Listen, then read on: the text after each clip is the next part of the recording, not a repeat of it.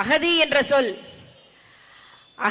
சொல் எவ்வளவு எளிமையாக பயன்படுத்தப்படுகிறது என்பதை பாருங்கள் தாய் தமிழ் சொந்தங்களே. 50 ஆண்டுகளுக்கு முன்பு தமிழன் அகதியாக போனான். ஈழத்திலே இருந்து அரசியல் அகதியாக போனான். தமிழ் என்ற ஒற்றை மொழியை பேசுவதற்காகவே அடித்து துரத்தப்பட்டான். ஈழத்துல உன் நலம் கிடையாது, உன் தாய் நிலம் கிடையாது என்று அரசியல் அகதியாக ஈழத்திலிருந்து துரத்தப்பட்டான் தமிழன். அடுத்து 1954 இருந்து 1963 வரைக்கும் 9 ஆண்டுகால காமராஜர் ஆட்சியிலே, பச்சை தமிழன் காமராஜர் ஆட்சியிலே பல லட்சக்கணக்கான மாணவ தமிழர்கள் படித்தார்கள், உயர்ந்தார்கள். படித்தவர்களுக்கு தமிழ்நாட்டிலே வேலை கிடையாது. வேலை கிடைக்காத தமிழன் உலகம் முழுக்க போனான். அமெரிக்கா போனா, ஐரோப்பா போனா, ஆஸ்திரேலியா போனா, சீனா போனா, ஜப்பான் போனா, கொரியா போனான். எல்லா நாடுகளுக்கும் தமிழன் பொருளாதார அகதியாக போனான். பொருளாதார அகதியாக போனான். அகதி கிட்ட பிச்சை எடுத்து நாடு வளர்க்கிற ஒரு கட்சி எது தெரியுமா? அகதி கிட்ட பிச்சை எடுத்து ஐயா எங்க நாட்டுக்கு வந்து இன்வெஸ்ட்மெண்ட் பண்ணியா, முதலீடு பண்ணியா அப்படிங்கிற ஒரு கேவலமான ஒரு ஆட்சி தலைவர் யாரு தெரியுமா? முத்துவேல் கருணாநிதி ஸ்டாலின் என்கின்ற ஈன பிறவி. அவன் தான் உன் நாட்டுல வாழ முடியாது, என் படிப்புக்கு ஏத்த வேலை இல்ல, வேலைக்கு ஏத்த சம்பளம் இல்ல, சம்பளத்துக்கு ஏத்த வரி இல்ல, வரிக்கு ஏத்த அரசாங்க சேவை இல்லைன்னு சொல்லி உன் நாட்டை புறக்கணிச்சு ஜெர்மனியில போய் வாழ்றாளையா? அவன்கிட்ட ஏயா நீ பொருளாதார முதலீடு கேட்கிற? வெக்கமா இல்லையா அவனுக்கு? உன் நாடே வேண்டான்டா, அவன்கிட்ட ஏயா கேட்கிற முதலீடு? திராவிட மாடல், இந்த திராவிட மாடல அடுத்து வரக்கூடிய 2026 சட்டமன்ற தேர்தலை நாம தேர்ந்தெடுத்து வாக்களிச்சு, திராவிட ரெண்டத்தையும் சேர்த்தா சொல்றேன், திமுக வேறு அதிமுக வேறு இல்ல, ரெட்டல உதயசூரியனை மாறி நீங்க இல்ல அப்படின்னா இந்த தமிழ்நாட்டு தமிழர்கள் அகதியாக போவாங்க. எப்படி அகதியாக போவாங்க? சுற்றுச்சூழல் அகதிகளாக போவாங்க. நம்ம தாய் நிலத்தை நாமே வெறுத்து, நீர் செத்து போச்சு, நிலம் செத்து போச்சு, காட்டு நஞ்சா போச்சு என்று நாம சுற்றுச்சூழல் அகதிகளாக மாறி போவோம். பல நாடுகளுக்கு மாறி போவோம். சொல்றால இந்த சுற்றுச்சூழல் அகதிக்கான முதல் வித்து எங்க இருந்து வருது? கச்சத்தீவை தாரை வார்த்து கொடுத்ததுல இருந்து வருது. இலங்கை அதிபர் சொல்றாரு, திசநாயக்க சொல்றார், அனுர திசநாயக்க சொல்றார், கச்சத்தீவை விட்டு கொடுக்க மாட்டோம் அப்படின்னு. எப்படி கச்சத்தீவை விட்டு கொடுக்க மாட்டார்? அது ஓன் நாடா? இது ஓன் நாடா? கச்சத்தீவு ஈழத்தை சேர்ந்ததா? கச்சத்தீவு சிங்களத்தை சேர்ந்ததா? இலங்கை என்ற நாடு சிங்களவனுக்கா தமிழனுக்கா என்கின்ற விவாதம் நடந்துட்டு இருக்கும் போது கச்சத்தீவை எப்படி ஓன் நாடுன்னு சொல்லுவேன்? கச்சத்தீவை விட்டு தர மாட்டோம் அப்படின்னா எங்கள் அண்ணன் சீமான் அவர்களுடைய ஆட்சியை கச்சத்தீவை தமிழர்கள் நாங்கள் தட்டி பறிப்போம்.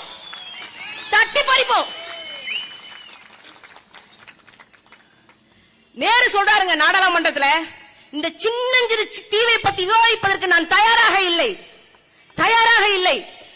இந்த சின்னஞ்சிறு தீவுக்காக இவ்வளவு முக்கியத்துவம் கொடுக்க வேண்டிய அவசியம் எங்கிருந்து வருகிறது? இது குறித்து இனிமேல் நாடாளுமன்றத்தில் பேச நான் அனுமதிக்க மாட்டேன் என்று இந்திய நாட்டின் முதல் பிரதம அமைச்சர் நேரு சொல்லியிருக்கிறார். ஆனா அதே நேரத்தில் மேற்கு வங்கத்தை சேர்ந்த பெருபாரி என்கின்ற ஒரு நிலம், அந்த நிலத்தை அப்போது இருந்த பாகிஸ்தானுக்கு தாரை வார்த்து நேரு கொடுக்கிறதுக்கு தயாராகிட்டு இருக்கிறாரு. அப்போ பாகிஸ்தானுடைய நிலப்பரப்புல பெருபாரி யூனியன் சேரப்போகுது. அப்ப மேற்கு வங்கத்தை சேர்ந்த முதலமைச்சர் பி.சி. ராய் என்ன சொல்றாரு தெரியுமா? நேருவாவது மண்ணாங்கட்டியாவது பெருபாரி யூனியன் வங்கத்தை சேர்ந்த ஒரு தாயிலம், அதை பாகிஸ்தானுக்கு கொடுக்க விட மாட்டேன் என்று சொல்லி நீதிமன்றத்தை நாடினாரு. அவருடைய கோரிக்கையை வெற்றி பெற்றாரு. நேரு தன்னுடைய கோரிக்கையை பின்வாங்கினார். அப்படி கச்சத்தீவுக்கு ஏன் செய்யல?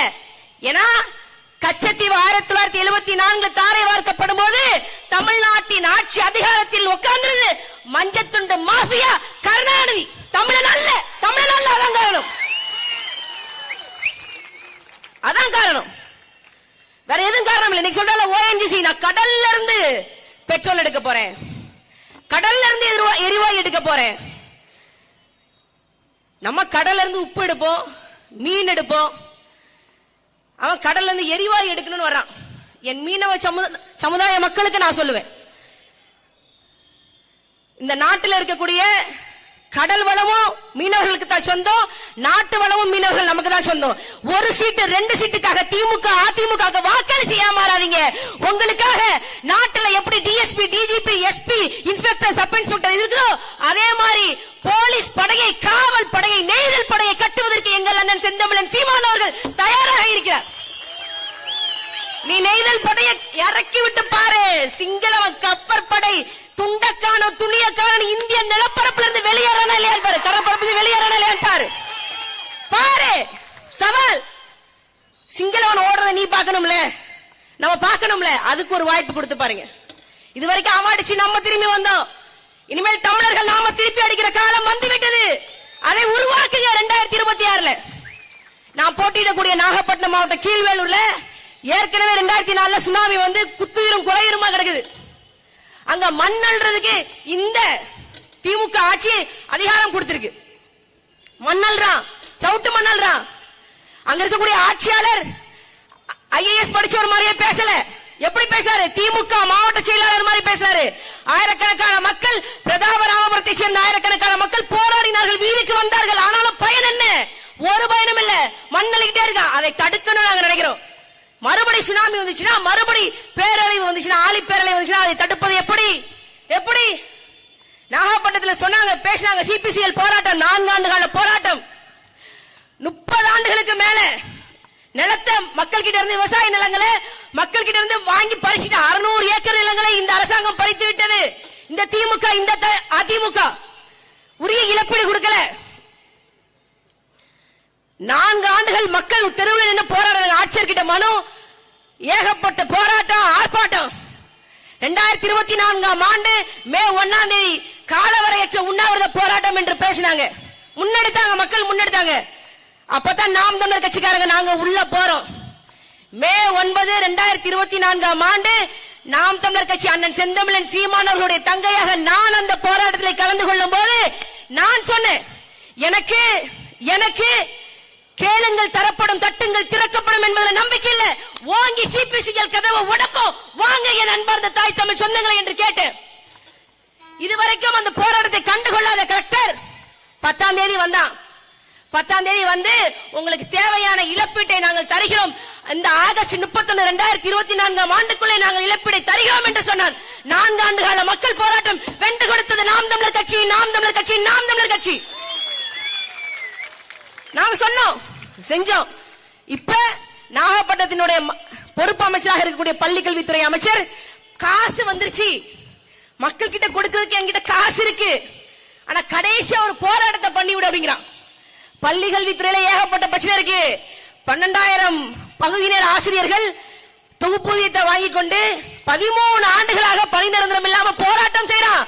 பள்ளி கல்வித்துறை அமைச்சர், அதை போய் பாருங்க. உங்க பள்ளி கல்வித்துறையில் இருக்கக்கூடிய ஆயிரக்கணக்கான பள்ளிகளுக்கு கழிவறை சரியா இல்ல, அதை போய் பாருங்க.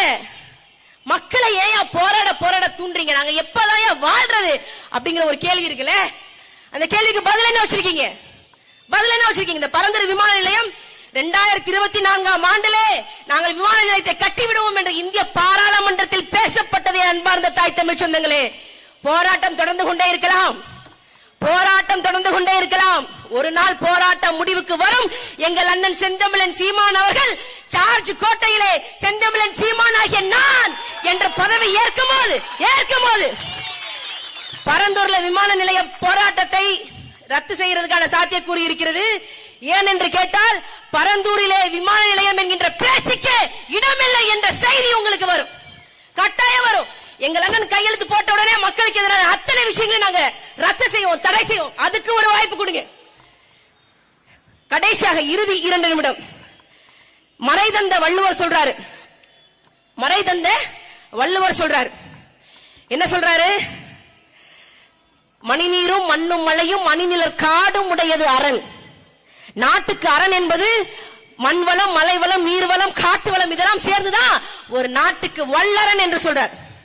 அடுத்த அதிகாரத்தில் சொல்றார், இருப்புணலும் வாய்ந்த மலையும் வருமுலனும் நல்லறனும் நாட்டிற்கு இயல்பு. அப்படின்னு என்ன அர்த்தம்? மேகத்தை மேகத்தில் இருக்கக்கூடிய கருமேகத்தில் இருக்கக்கூடிய நீர்த்துளிகளை எல்லாம் இங்க மழையாக பொழிய வைக்கக்கூடிய அளவுக்கு இங்க நிலவளம் இருக்கணும், காட்டு வளம் இருக்கணும். அந்த பொழிந்த நீர் வளத்தை தேக்கி வைக்கக்கூடிய அளவுக்கு ஏரிகள், குளங்கள், கம்மாய்கள் என்று இங்க இருக்கக்கூடிய நீர்நிலைகள் இருக்கணும். இது ரெண்டும் இருப்பது இரும்புணலும் வாய்ந்த மலையும் வரும்புலனும் வல்லரன் சொல்றான். இன்னொன்னு சொல்றான், அதே அதிகாரத்தை சொல்றான், உருப்பசியும் ஓவாப்பிணியும் செருபகையும் சேராது இயல்வது நாடு. ஒரு நாட்டு மக்களுக்கு ஒரு பசி இருக்கக்கூடாது, பசி இருக்கக்கூடாது, தீர்க்க முடியாத நோய் இருக்கக்கூடாது. அதுதான் நாட்டு மக்களுக்கான அழகு. நம்ம நாட்டுல எல்லா வளமும் இருக்கு ராஜா, எல்லா வளமும் இருக்கு. குறிஞ்சி என்பது மலையும் மலை சார்ந்த இடமும். இன்னைக்கு அது வந்து கிரஷருக்கான இடமா மாறிச்சு. விளிங்கம் 2வது ஃபேஸ் கொண்டு வந்துட்டான், விரிவாக்கம் செய்யணும்னு சொல்றான். யாரு? இளிச்சவாய் தமிழர்கள் இருக்கிறதுனால சொல்றான். அடுத்து வருது முல்லை, வருது முல்லை, காடும் காடு சார்ந்த நிலவும் வருது, அதை கொள்ளையடிக்கிறான். மருதம் வயலும் வயல் சார்ந்த நிலமும். இந்த ONGC இந்த மாதிரியான பரந்துரை விமான நிலையம், மீத்தேன் எடுக்கிறேன், ஈத்தேன் எடுக்கிறேன், ஷேல் கேஸ் எடுக்கிறேன், ஹைட்ரோ கார்பன் எடுக்கிறேங்கிற திட்டம் வருது. நெய்தல் நிலத்தை விட்டு வச்சிருந்தா இவ்வளவு நாள், நெய்தல் நிலத்திலே பிரச்சனை கொண்டு வரான். நாங்க ஹைட்ரோ கார்பன் எடுக்க போறோம், கடல்ல போய் ஹைட்ரோ கார்பன் எடுக்க போறோம் அப்படின்னு சொல்றான். இது எல்லாமே வந்துச்சு அப்படின்னா 5வது திணையாக இருக்கக்கூடிய பாலை திணையை பெற்றோம். இதெல்லாம் நம்ம கிட்ட ஏற்கனவே வளங்கள் இருக்கு, மலை வளம் இருக்கு, நீர் வளம் இருக்கு, நில வளம் இருக்கு, காட்டு வளம் இருக்கு, கனிம வளம் இருக்கு. நீலமலையில அத்தனை வளங்கள் இருக்குன்னு சொல்றான். மேக்னசைட் இருக்குங்க, மைக்கா இருக்குங்கிறா, எத்தனையோ வளங்கள் இருக்குங்கிறான். ஆனா அதையெல்லாம் தனிப்பெரும் முதலாளிகளுக்கு தாரை வார்த்து கொடுக்க இந்த நாடு தயாராகி இருக்கிறது.